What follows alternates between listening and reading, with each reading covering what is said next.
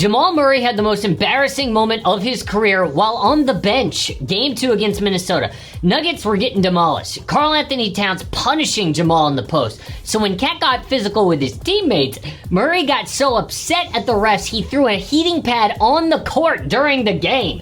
Nothing was called because the refs didn't notice, but everyone said dude should be suspended. That was an inch away from Karl Anthony Towns planting his right foot right on that thing. He should be suspended. This was so weird from a guy who normally has elite self-discipline.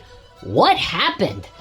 I mean, if he signs it and is tied to Nikola Jokic, it could ruin the rest of Joker's prime if Jamal's not right. Down in every playoff category. And yes, he hit a game winner against LA, but he shot like a G League player the rest of the playoffs. But oh well, Jamal still had a max contract offer from the Nuggets on the table, and the Olympics with Team Canada to turn things around. But somehow got worse at the Olympics. What's wrong with Jamal Murray? I mean, yes, he's dealing with an injury, but now he's got an even bigger problem to worry about. His entire career, since his second year in the league, has never played more than 75 games.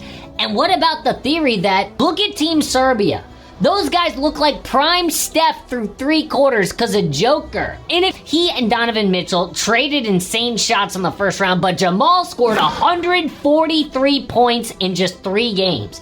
He then goes on to score 40 in Game 7 against the Clippers, which sent Denver to their first conference finals since 2009. So it's not a fluke. But max contracts, how good is Jamal Murray actually? Well, many people say he's the best current player to never make an All-Star game. So there are 3 options for Denver moving forward. 1, they could offer him the max. 2, let him reach free agency. Or 3, an option we've rarely seen in NBA history. His first thought was, man, are you guys going to trade me? And that was his, I'm damaged goods. Are you guys going to trade me now? And I hugged him. I said, hell no. Like, you're ours. We love you. We're going to help you get back, and you're going to be a better player. In 2021, he tore his ACL while playing against the Warriors. That night on the team bus, he broke into tears talking to Coach Michael Malone. Jamal and Joker won Denver their first title, and Jamal had a 30-point triple-double in the finals. So why hasn't he ever made an All-Star game?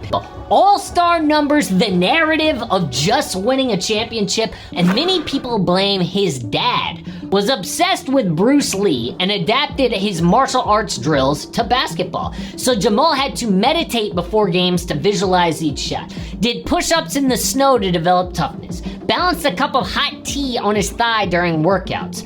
So did that hardcore training make him injury prone at just 27 years old? LeVar was famous for pushing his 3 sons. Now Lonzo and LaMelo are barely on the court.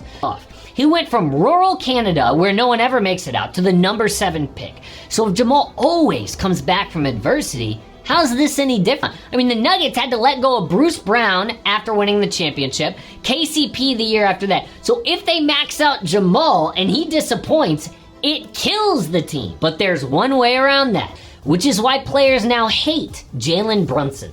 This guy was so happy in New York, loves his teammates and his coach. He said, you know what, I'll leave $113 million on the table. What a guy. How did that happen? I mean, to really see what a mess Denver is right now, they signed Russell Westbrook. And I know a lot of you out there believe in Russ, but they didn't really want to sign him. They had no choice. He's what teams do when they're panicking. We had to let KCP go. What do you want us to do? So with Jamal's situation, they're scared too.